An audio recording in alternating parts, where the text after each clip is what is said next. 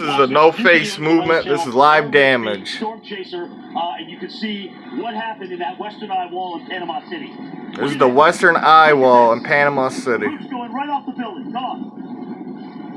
Boom. Once you take the roof off, you weaken the whole structure. All right? And then the whole rest of the building is potentially going to collapse. There's another roof. There's the whole roof gone. And the wind's so strong, it literally picked the whole thing up and took it off. Incredible power of the wind there. And again, we're just starting to see now some of these areas. This is the western eye wall. This isn't even the eastern eye wall down near Mexico Beach and Port St. Joe. They got hammered with that. You see, I told you. This is probably, frankly, a hint of what you're going to see in a lot of areas. A lot of roof damage, a lot of structural damage. So there's still extreme wind warning as this hurricane's passing by. You can see the damage, and this is just Panama City Beach.